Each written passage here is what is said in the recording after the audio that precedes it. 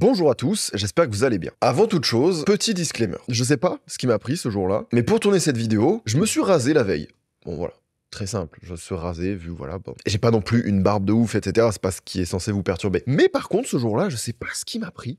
Je me suis dit, tiens, pour changer, et si je me gominais les cheveux en arrière? Alors vous allez voir que j'ai pas la même coupe de cheveux que maintenant, et je sais pas ce qui m'a pris, mais ça rend pas bien. Ça va pas du tout, c'est perturbant. Je vous donne le droit de vous foutre de ma gueule, c'est ok. Mon cœur reste ouvert, y a pas de souci. Parce que, effectivement, on dirait un pouce, ça ne ressemble à rien. Je préfère faire un disclaimer avant que tout le monde, dans les commentaires, soit juste en mode « Mais c'est quoi ce nouveau flow ?» C'est pas un nouveau flow que j'ai tenté. Ça me va pas. Donc voilà, sur cette vidéo, je ressemble pas trop à moi. Mais voilà, je suis obligé de le désamorcer, sinon ça va omnibuler l'espace, alors que c'est une super vidéo, avec un thème qui est trop cool, sur un artiste que j'adore. C'est déjà trop long, le disclaimer est beaucoup trop long, je me justifie d'exister. Ceci étant dit, avant de commencer cette vidéo, sachez qu'elle est sponsorisée par une marque qui change un peu, Odoo. Alors qu'est-ce que c'est Odoo? Je pense qu'aujourd'hui je m'adresse plus aux entrepreneurs qui me suivent que d'habitude, car Odoo c'est avant tout un logiciel de gestion tout en un qui propose toute une gamme d'applications pour se faciliter la vie si vous êtes des entrepreneurs comme moi, que ce soit la compta, la gestion de projet, les inventaires, la création de sites web, etc. Le truc cool avec ce logiciel, c'est qu'il suit ton évolution et permet d'ajouter au fur et à mesure des applications supplémentaires selon tes besoins. La première application est gratuite à vie. Ça inclut l'hébergement et le support en illimité, et vous avez accès à l'ensemble des applications à partir de 19,90 par mois. Et c'est plutôt cool. Par exemple, pour cette vidéo, on a créé un site web via Odoo pour y intégrer les sources et les documents qu'on a l'habitude de mettre en vrac dans la description. On s'est dit que c'était l'occasion de faire les choses proprement. On a créé le site web rapidement, tu définis le type de site, ton secteur, tes objectifs, c'est très facile d'utilisation. Tu as une palette de couleurs, tu peux y mettre ton logo. C'est simple au point de pouvoir glisser-déposer sur le site. Tout est personnalisable d'un bloc à l'autre. Il y a même de l'IA maintenant, comme partout, pour générer ou bien transformer du contenu. Bref, tu peux tout faire selon tes besoins. Et dites-vous que là, je vous parle seulement d'une seule application, celle pour créer ton site web. Donc si toi aussi tu veux créer ton site web et profiter d'un nom de domaine gratuit personnalisé par exemple comme ici pendant 1 an, regarde le petit lien qu'il y a en description, tu auras accès à toutes les informations. Merci à eux pour la confiance, pour le soutien en tout cas, et bisous à tous ceux qui entreprennent et qui s'y intéresseront. Il existe des personnes dans ce monde qui réussissent à exceller dans plusieurs domaines à la fois. Alors je comprends que ça puisse énerver certaines personnes, déjà que c'est une galère d'être bon dans une discipline, mais personnellement je trouve ça fascinant d'arriver à être pertinent dans plusieurs activités totalement différentes. Un exemple que l'on connaît tous, Léonard de Vinci. Le gars est architecte, écrivain, il a failli inventer l'hélicoptère, et quand il s'est mis à la peinture, il nous a créé l'un des tableaux les plus populaires dans le monde, et ce même 500 ans après sa mort. Bravo frérot. Autre exemple, cette musique.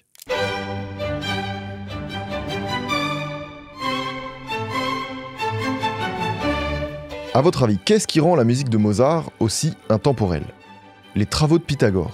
Oui, je sais, on s'attend pas vraiment à le retrouver ici, mais faut se rendre compte que ce mec-là, 23 siècles plus tôt, il s'est servi des maths pour fonder la quasi-totalité de la théorie musicale qui est encore utilisée aujourd'hui.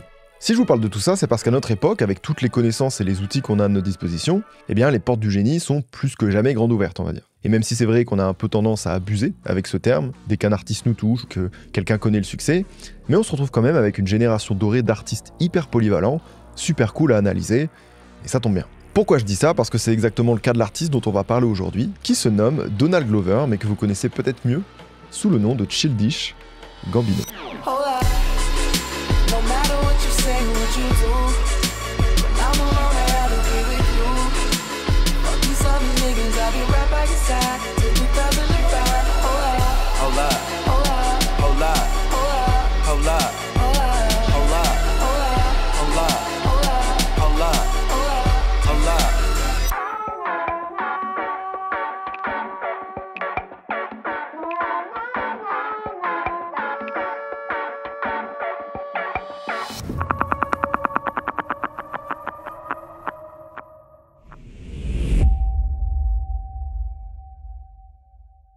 Pour répondre à la question et comprendre d'où il tire autant d'inspiration et de pertinence pour mener à bien chacun de ses projets, je pense qu'il faut prendre l'histoire là où tout a commencé, pendant son enfance.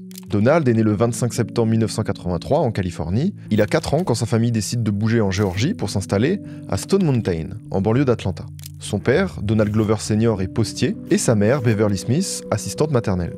En tant que témoins de Jéhovah, ils ont décidé d'élever Donald et son petit frère Stephen en suivant les mêmes préceptes. Pour la faire simple, ses parents lui disent souvent qu'il vit dans un monde mauvais, immoral, corrompu, et même si c'est pas forcément un choix religieux, il n'a pas vraiment le droit de regarder la télé, il fête pas non plus les anniversaires, et ce que je savais pas du tout, c'est que toute forme de magie est interdite.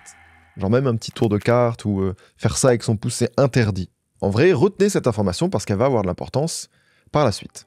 Avec du recul, Donald se rend compte qu'il se sent très seul et qu'il vit un peu en décalage. Concrètement, il n'a pas grand-chose sur quoi se reposer pour se divertir, donc à chaque fois qu'il voit un truc cool, sa réaction est encore plus amplifiée. I'm really curious about the way things work. Also, I was like raised Jehovah's Witness, so I didn't have a lot of things going on, like a lot of things from the world. Like I was always taught like the world was kind of a bad place. So like whenever things came in, I'd be like, yo, this is really dope. Le seul objet de pop culture qui occupe une place un peu particulière dans la maison, c'est Star Wars.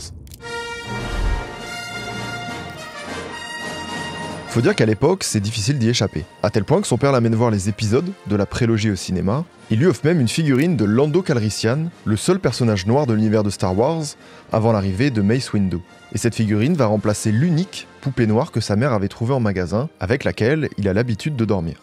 La possibilité de s'identifier et la cause noire, ça va aussi avoir son importance plus tard. À l'époque, son père lui dit souvent qu'il a tous les outils entre ses mains pour en faire ce qu'il veut. Mais c'est tellement inconcevable pour lui, dans un monde aussi mauvais, qu'il est convaincu que son père lui ment. Jusqu'au jour où il s'écrit une lettre et se promet « Je vais vraiment essayer, et je vais sauver le monde ». Abuse. Mais le mec, il a 10 ans, voilà, il se met une petite pression déjà quand même. Et heureusement que pour la relâcher cette pression, il a trouvé un truc avec son frère. Régulièrement, il se faufile en secrète dans le salon pour enregistrer des épisodes des Simpsons sur une cassette. Alors attention, on ne parle pas du dessin animé, uniquement de l'audio.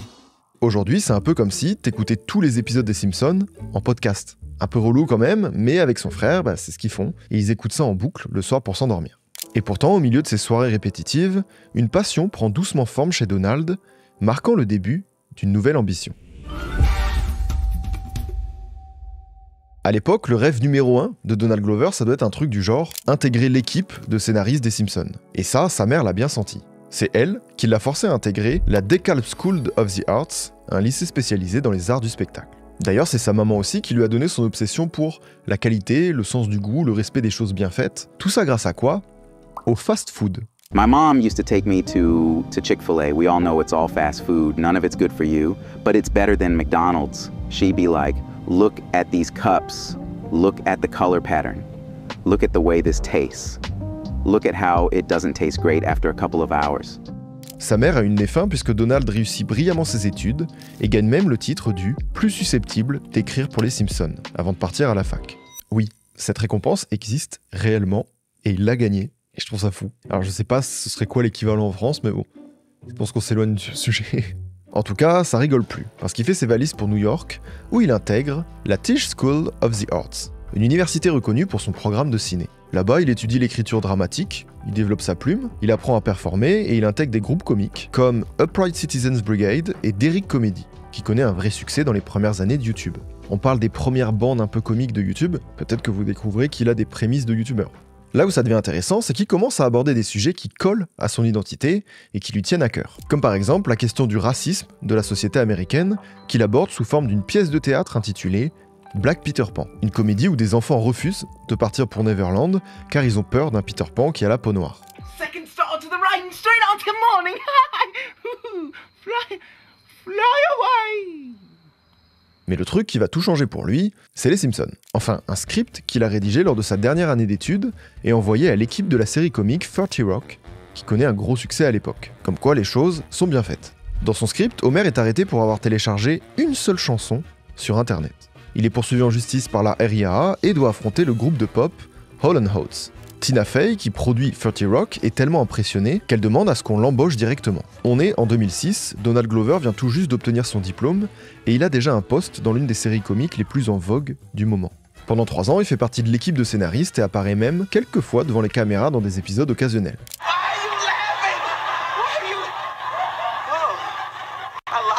Malgré cette opportunité incroyable, si tôt dans sa carrière, Donald ne se sent pas à sa place et il le vit difficilement. La faute, elle est en partie due à un gros syndrome de l'imposteur qui ne vient pas de nulle part. Son job, il le doit à son talent, mais aussi au fond pour la diversité lancée par la chaîne NBC. En gros, parce qu'il est noir, il ne génère pas de charge patronale pour son employeur. D'ailleurs, si Tina Fey est bien contente d'intégrer un aussi jeune talent à moindre coût, tout en donnant de la visibilité à la communauté noire, elle a toujours été honnête avec lui sur les conditions de son embauche, et lui, il assure de ne pas lui en vouloir pour ça. On n'en a pas encore parlé, mais en plus de la comédie et de l'écriture, Donald est évidemment fan de musique. Depuis qu'il a craqué le logiciel Fruity Loops à l'université, il expérimente et s'essaie à plusieurs styles, à commencer par l'électro, sous l'alias MCDJ, beaucoup moins connu mais avec lequel il sort quelques mixtapes qu'il poste sur MySpace. Step on the scene and I glower mean cause I'm supreme like the one that comes with sour cream. I put the I in team with my self-esteem. Out of gas, fuck that, I just run on steam. Au même moment, il fait aussi des petites instrus dans son coin, sous un autre nom qui va peut-être plus vous parler, Childish Gambino. Pour l'anecdote, il ne s'est pas creusé la tête. Il est allé sur un générateur de noms du Wu-Tang, et bam, il a trouvé son blaze. Et puis, dès qu'il a du temps libre, il commence à rapper sur ses prods. En 2005, il poste The Younger I Get, la première d'une longue liste de mixtapes dans lesquels il cherche encore à peaufiner son style et trouver son identité. Black kid, your parents are really cool with. Yeah, until it hits one of your brothers with a pool stick. Rolling down the street with a new 10 speed. Hit a pine tree cause I'm really high off weed. Yes, I know, I'm the man. Close the list, take the hand. Up the stairs, lock the door. Drop the drawers on the floor. Damn girl. Two brains about this girl. Two things about this world. You gotta know when to step on and when to step off. Yeah, come on. Pourtant, quand il fait ses bagages en 2009 pour quitter 30 Rock et New York pour aller direction Los Angeles, il en est pas encore au stade où il veut vivre de la musique. Son nouveau truc, c'est le stand-up. Et en même temps, c'est plutôt logique quand on décide de claquer la porte d'une série comique. Ça, c'était son plan. Pendant 6 jours, jusqu'à ce qu'il reçoive un appel avec une offre qu'il pouvait pas refuser. La même année, on lui propose d'incarner Troy Barnes dans Community. Un sportif promis à un avenir brillant qui voit ses rêves brisés après s'être blessé. La série est plutôt culte aujourd'hui, mais dans le contexte de l'époque, elle a démarré plutôt timidement. Ce qui n'a pas empêché Donald de kiffer chaque instant passé sur le plateau. Ses collègues et les équipes le trouvent si doué qu'il se repose souvent sur lui et en sa capacité d'improvisation pour clôturer certaines scènes. It's kind of like college. You have work to do, but you're like, it's silly. It doesn't matter, really. And that's how it kind of felt on Community. We were dancing like no one was watching, so it was really fun. D'un point de vue artistique et personnel, Donald s'épanouit pleinement. Pour résumer un peu où il en est dans sa carrière, après avoir été auteur, acteur, il s'est exercé à la production musicale, au DJing et au stand-up. Il se sent libre, comme jamais, en totale confiance, et il commence petit à petit à mesurer l'impact de sa notoriété auprès du public. C'est aussi le moment où il fait une rencontre qui aura beaucoup d'importance par la suite, celle de Ludwig Göransson, qui fait la musique de Community. Et c'est totalement improbable, ça n'arrive quasiment jamais que les acteurs rencontrent les compositeurs, mais une alchimie commence à naître entre eux. Et c'est comme ça qu'ils ont commencé à bosser sur son premier album, Camp, qui sort en 2011.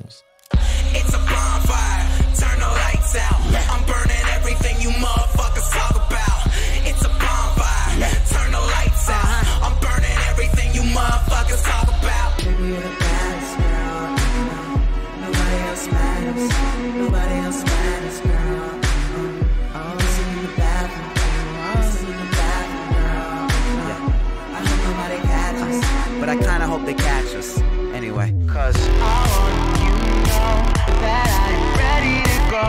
Heartbeat, my heartbeat. I want you to know whenever you are around. Can't speak, I can't speak. L'accueil est plutôt chaleureux de la part des fans, ce qui n'empêche pas l'album de se faire détruire par la critique qui est assez intéressante à analyser aujourd'hui avec du recul.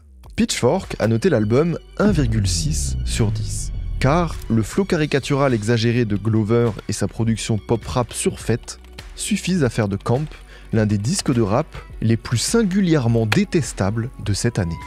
Un peu plus clément, le Time Magazine résume le projet en disant « Si Camp n'a pas de motif, c'est peut-être parce que Donald Glover n'en a pas non plus. Il joue, il écrit, il fait toujours du stand-up, et oui, il rappe aussi. » Certaines personnes ne peuvent pas être mises dans une case aussi facilement. Certains médias semblent y voir un move un peu opportuniste. Pourtant, un Will Smith, genre il a fait le chemin inverse bien plus tôt, et son succès n'est plus à prouver. Il se fait connaître d'abord en tant que rappeur avec son nom de scène The French Prince, avant de faire la transition à la télé avec Le Prince de Bel-Air, etc.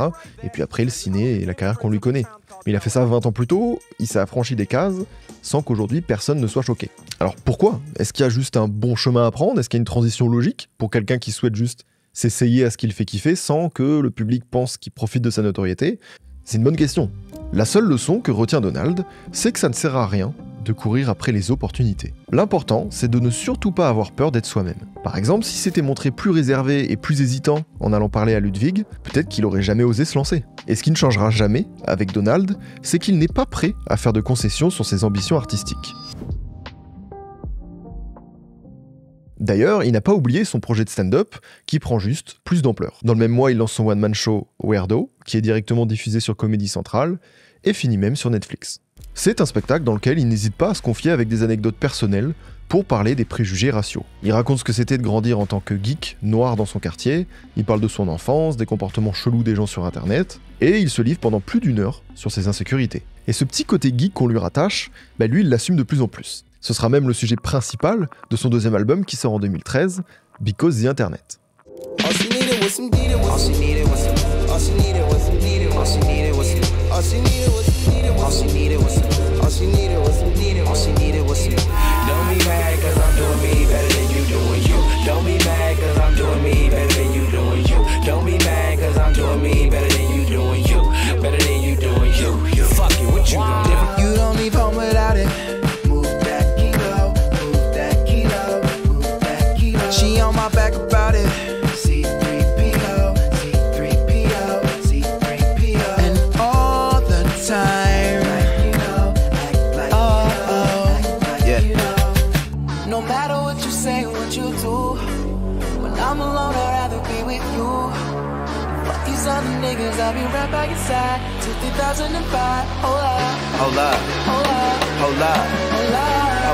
Après une période déjà très active musicalement avec 6 mixtapes, un EP et un album, Childish Gambino a fini de se chercher et affirme sa vraie identité. Childish bascule vers des prods plus électro et abstraites, ce qui lui donne un son beaucoup plus expérimental.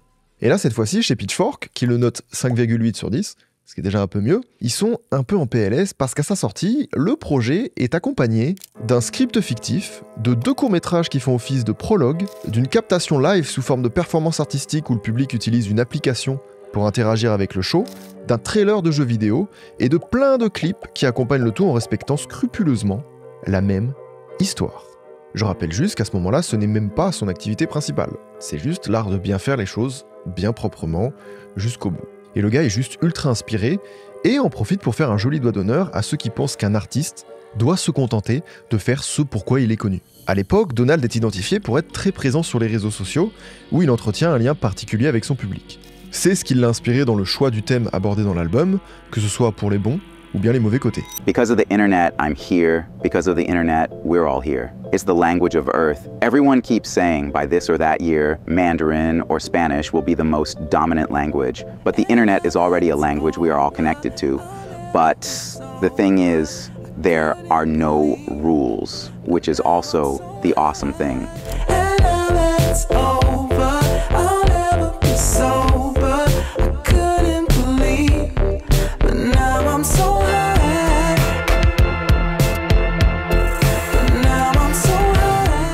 Pour l'anecdote, Donald Glover est si proche de sa communauté qu'on en est au stade où ses fans ont lancé une pétition soutenue par Stan Lee lui-même pour que Donald incarne Spider-Man. C'est un poil abusé, mais c'est un bon exemple d'à quoi ressemble sa communauté.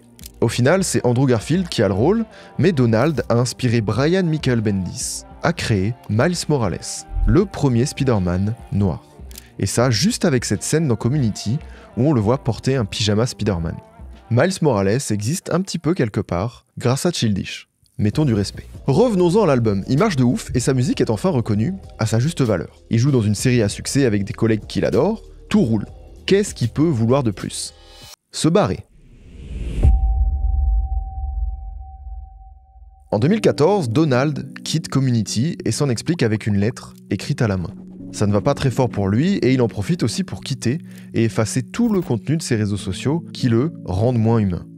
Aujourd'hui, on a 2 éléments de réponse supplémentaires pour expliquer comment il pouvait se sentir à l'époque et comprendre un peu mieux son état d'esprit. Déjà, il entretient toujours une relation distante avec Internet et les réseaux sociaux. Il dit que créativement, ça lui a libéré énormément de temps et que les seules fois où il se connecte, c'est pour parler à des gens et des communautés de façon totalement anonyme. Chose qu'il ne peut plus faire à côté. L'autre élément de réponse qui caractérise assez bien sa perception artistique, c'est qu'il ne supporte pas du tout la complaisance et ne veut pas se contenter de faire, ou pire, de répéter la même chose en boucle. Ça reflète bien le mode de vie et la personnalité de Donald Glover. Il se remet sans cesse en question, évite la facilité et refuse d'être là où on l'attend. Son but, créer des œuvres authentiques qui lui ressemblent vraiment, tout en repoussant constamment ses limites. All you really want to do is make something that stands the test of time. That's all that matters. I like Erykah Badu and Lauryn Hill and Marvin Gaye and Stevie Wonder, and that's everyday music. That's music that people just put on and they're like, man, this song makes me feel good, this song helps me get through the day. Donald ne fait pas les choses pour le succès, mais c'est quand même marrant de voir qu'il se tire toujours au moment où il l'atteint.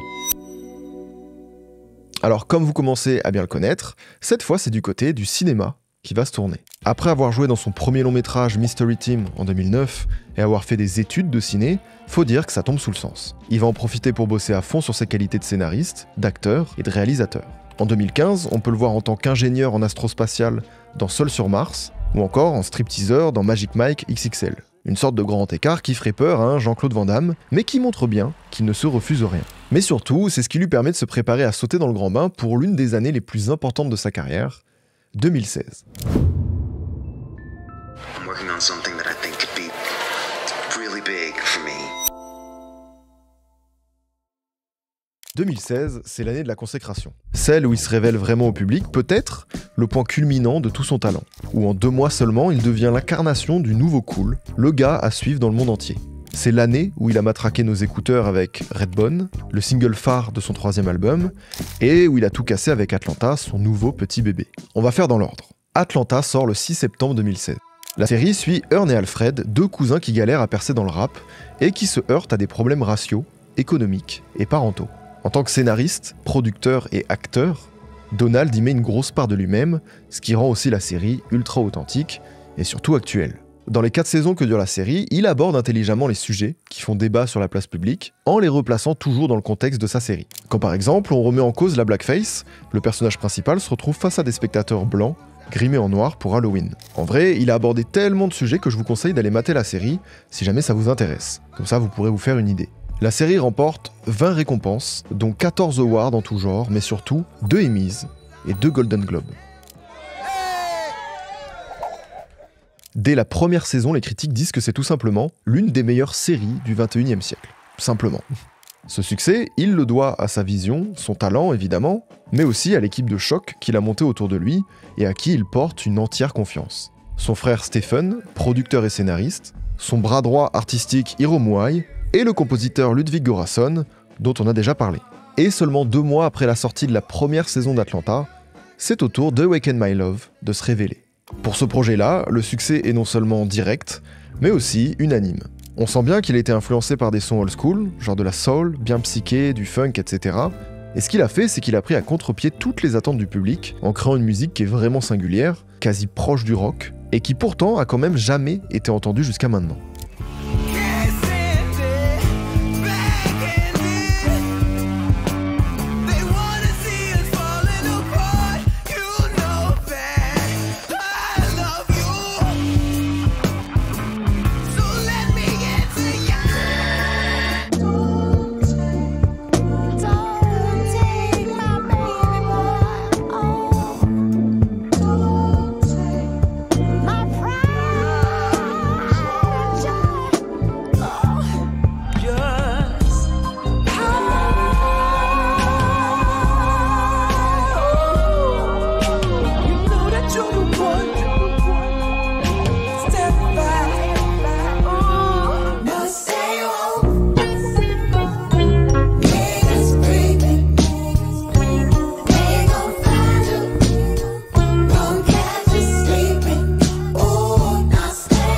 Ce qui est marrant, c'est qu'il a admis quelques temps plus tard qu'il avait juste créé cet album en réponse à un hater qui lui avait dit qu'il n'était pas capable de faire un tube.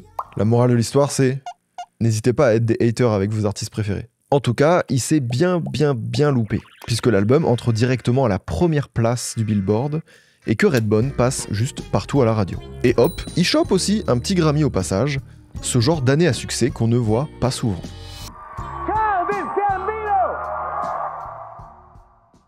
Ce qui se passe aussi à ce moment-là, c'est qu'il montre une autre facette de lui, un côté déterminé à se prouver des choses.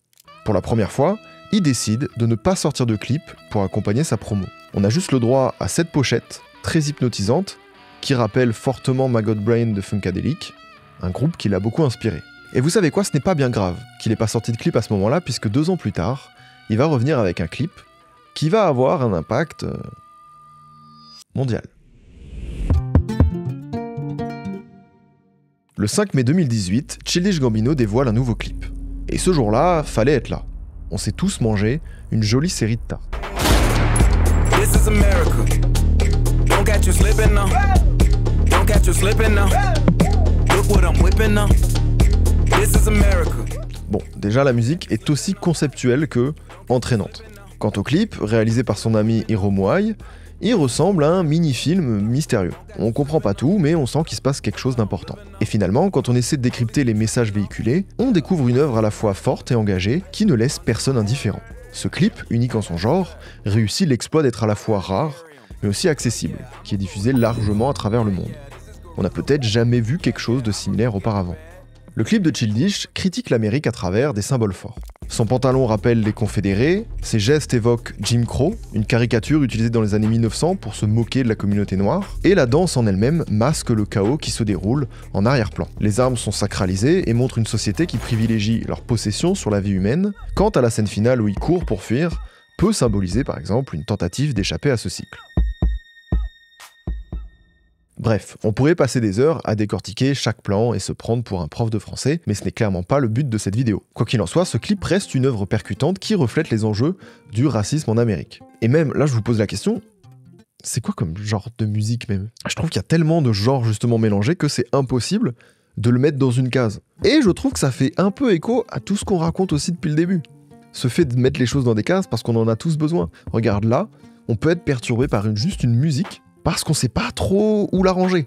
Alors quand c'est un artiste, c'est tout aussi complexe. Et pourtant, ça ne l'empêche pas d'avoir un succès dingue. La chanson se classe numéro 1 au top Billboard et les critiques sont plus que élogieuses. En une semaine, le clip atteint même la barre des 100 millions de vues. Pour se faire une idée, à l'époque, ils ne sont que 4 à avoir réussi à le faire. Psy, Taylor Swift, Adele et Miley Cyrus. Donald chope 4 Grammys et devient une véritable figure de la culture populaire des années 2010. C'est indéniable, le run est fou, c'est légendaire dans tout ce qu'il a pu toucher. Et en vérité, sa véritable victoire, c'est d'avoir fait ça avec un titre aussi fort en termes de sens. La carrière de Donald Glover de 2017 à 2023, c'est n'importe quoi. On dirait qu'il vient de finir le jeu mais qu'il continue de faire toutes les quêtes annexes pour être sûr de le finir à 100%.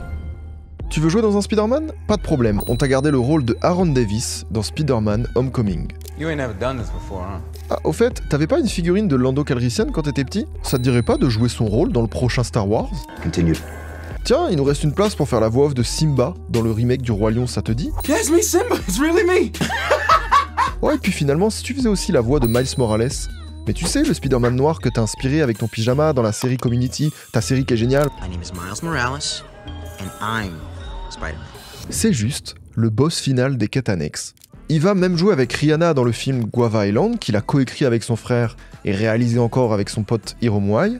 Le gars marche tellement sur l'eau qu'on va limite pas mentionner qu'il a collaboré avec Adidas pour sortir 5 paires. Une nouvelle casquette de designer, voilà, qu'il avait pas revêtue. Tant qu'on y est, allons-y. Ah oui, et il manquait un tube de l'été. Tu vois, à son palmarès, c'est vrai qu'il avait jamais fait ça. Du coup, en 2018, il nous a sorti Summer Pack.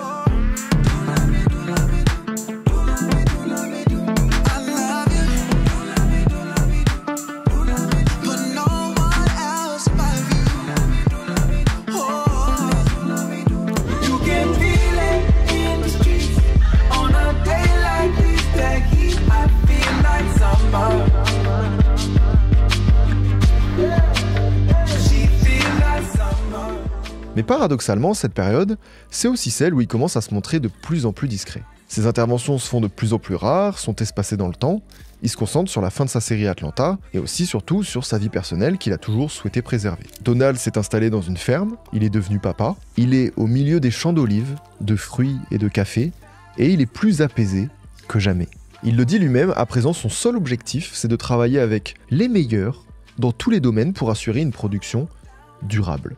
C'est tout, l'exigence. Et puisque la culture que l'on consomme avec nos téléphones permet seulement de se distraire et moins de s'instruire, il s'apprête à lancer Gilga, son nouveau projet d'art de première fraîcheur. Gilga, ça vient de Gilgamesh, un roi légendaire de la mythologie mésopotamienne, connu pour être à l'origine d'une des toutes premières œuvres littéraires de l'histoire. Pour Donald Glover, c'est surtout l'occasion de se ménager un espace de liberté totale ou explorer les idées qui ne trouvent pas leur place en temps habituel. I made a lot of money, and it wasn't that I was depressed or anything like that, but I realized it's the people I was around that mattered. It's the food I was able to eat. It's the processes I was a part of that made me happy. People don't get quality anymore, and they need a filter. Gilga is a perfect filter for that shit. En gros, faut voir ça comme un genre d'incubateur, un laboratoire artistique.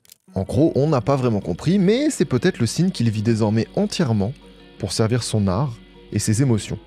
Et surtout qu'il a annoncé la fin de Childish Gambino. I just don't want to have to do this. Me and fam always were like, oh, this is a character that can die. He always talked about like the death of Superman. And I like endings too, so I was like, oh, that's a good way to like get rid of it. Et oui, Childish devrait bientôt disparaître pour laisser sa place à Donald Glover et à des nouveaux projets. Au final, même si on n'a peut-être pas envie de le voir s'arrêter là, on ne peut que comprendre le choix et surtout le respecter. Je vous avoue que de base, quand je faisais cette vidéo, je voulais pas du tout la construire en reprenant sa biographie comme sur les longs formats qu'on a l'habitude de voir sur la chaîne, mais en abordant ce sujet et en sachant qu'on était plus proche de la fin de sa carrière que du début, je trouvais ça bête non plus de pas retracer son parcours tant il est riche et atypique. Mais maintenant qu'on a cerné le personnage et toutes ses activités, je pense que c'est le moment de rentrer dans son processus créatif. Ou en tout cas d'essayer de comprendre comment et pourquoi Donald Glover est capable de tout faire. Ce qui impressionne, ce n'est pas juste qu'il touche à tout, c'est qu'il excelle dans chaque domaine qu'il explore. Acteur, il te sort Atlanta, une série qui mélange drame, satire et absurde avec une maîtrise folle. Musicien, Childish Gambino, il nous tabasse les oreilles, il nous fait des tournées, tout ça depuis plus de 10 ans. Scénariste, humoriste, réalisateur, tout ça c'est check, check, check, et en plus il continue d'innover. Il ne faut pas oublier que Donald Glover est un artiste qui a toujours refusé de se laisser enfermer dans une case. On a déjà commencé à l'aborder, mais le premier élément de réponse, c'est qu'il ne voit pas l'art comme des cases séparées, mais plutôt comme un gros écosystème où tout se répond. Il semble que pour lui, chaque discipline ait son rôle. L'une permet mieux d'exprimer une opinion ou un ressenti, tandis qu'une autre est plus adaptée à certaines idées ou émotions, et inversement. Donc là, oui, on comprend pourquoi il touche à tout. Et dans cette démarche, il est loin d'être le seul. Un exemple qui vient en tête, c'est par exemple Lady Gaga, qui fait régulièrement le pont entre sa carrière musicale et le cinéma. House of Gucci, American Horror Story, Star is Born. Évidemment, il y en a d'autres, mais pas tant que ça non plus. On parle d'artistes qui ont en commun une capacité rare, celle de réinventer leur image et de transposer leur talent d'un domaine à un autre sans jamais trop sacrifier la qualité ou la profondeur de leur travail. Pour avoir une autre clé de réponse, on peut se pencher aussi du côté des sciences sociales. Certains experts pensent que cette capacité à naviguer entre plusieurs disciplines est le reflet de ce qu'on appelle l'hypermodernité. Dans un monde qui va à 1000 à l'heure et où tout est connecté, Donald Glover se pose comme le parfait reflet de notre société. Déjà, en 1983, dans l'ère du vide, et plus récemment en 2013 dans l'esthétisation du monde, le sociologue Jill Lipovetsky parle de l'idée que l'artiste moderne ne se contente plus d'exceller dans un seul domaine, il devient une marque en fait. Une figure capable de raconter des histoires à travers des médias divers, illustrant alors une polyvalence perçue non pas comme une dispersion, mais comme une forme d'excellence et de profondeur. Ce que tous les artistes pluridisciplinaires ont en commun, et c'est ce qui fait leur force, c'est leur capacité à créer des ponts entre des disciplines. Ils s'en fichent de réussir dans un domaine. Ce qu'ils veulent, c'est raconter des histoires et laisser une empreinte, peu importe le format. À sa façon, Donald Glover pousse juste le curseur un peu plus loin. Pour lui, chaque projet est une déclaration, une manière de redéfinir ce qu'est un artiste contemporain. L'important, c'est pas de briller, c'est d'utiliser toutes les facettes à sa disposition pour enrichir son art et surtout passer des messages. Parce qu'en dénonçant régulièrement le racisme, les problèmes systémiques, Donald Glover est devenu un artiste très engagé. Son inspiration, il la puise dans son éducation pro-noir et les expériences qui l'ont amené à se construire en tant qu'homme. En voulant porter plus loin la parole de sa communauté, il souhaite donner du sens, de la profondeur et un retentissement différent à ses œuvres. En fait, le secret de Donald, et c'est ce qui le différencie de la plupart des artistes, c'est qu'il refuse de proposer un contenu attendu. Il cultive une curiosité personnelle qu'il cherche à partager sans se soucier ou mesurer de la façon dont le message sera perçu.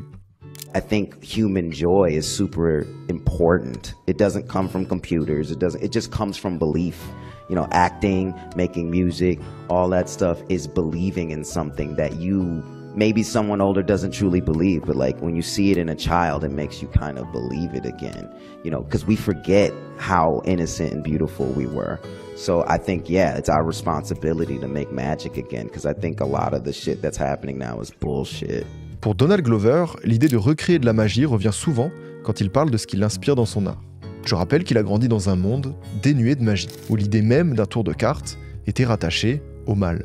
Depuis, il s'applique à créer un univers unique pour son public, un monde où tout paraît possible, où la magie naît des idées. Un univers cohérent qui semble avoir toujours été là, en attendant simplement qu'on le découvre.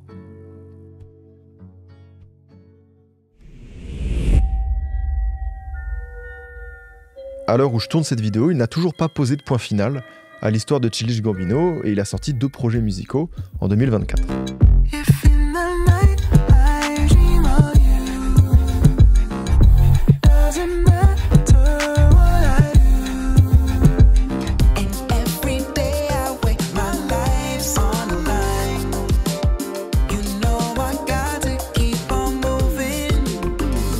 On sait que la fin de Childish n'est pas la fin de Donald Glover, qui d'ailleurs est en train de finaliser son film Bando Stone and the New World. C'est donc juste un chapitre qui se ferme. Et si ça se trouve, il est déjà en train de travailler sur un nouvel album sous un autre nom de scène, et franchement, ça m'étonnerait même pas. En soi, c'est facile de le comparer à des artistes hyper polyvalents, comme des Tyler the Creator, des Pharrell Williams, etc. Mais lui, il a jamais cherché à être comparé à qui que ce soit. Il reste à part. Il trace son propre chemin, parce qu'il n'a rien à prouver à personne, et ça, c'est inspirant. Qu'il soit acteur, scénariste, réalisateur, producteur, humoriste, beatmaker, musicien, rappeur, même DJ, peu importe le support, il s'impose par son travail et son besoin de s'exprimer. Et c'est peut-être ça le plus important et la réponse à notre question. Car ce qui incarne réellement Donald Glover, c'est pas l'image d'un génie ou d'un gars qui réussit dans tout ce qu'il entreprend, non. Ce qu'il représente, c'est un nouvel idéal. Celui d'un artiste complet, libre et audacieux. Un créateur qui s'impose sur n'importe quel terrain grâce à son talent et son travail, et qui réalise ses rêves en restant fidèle à lui-même, tout simplement. Il donne l'impression que nous aussi, on pourrait y arriver, que tout est une question de croire en soi, d'assumer qui on est, et de jamais se limiter. Merci à vous d'avoir regardé cette vidéo, j'espère vous avoir fait découvrir ou redécouvrir un artiste qui vaut vraiment le détour, et dont le message mérite vraiment d'être véhiculé. J'espère que ça vous a plu, n'hésitez pas à vous abonner pour ne rien louper, à laisser un j'aime à cette vidéo, et merci une dernière fois au sponsor de cette vidéo, qui soutient la chaîne, le lien est dans les descriptions, je vous le rappelle. Passez une belle soirée, et vive l'art, vive la musique.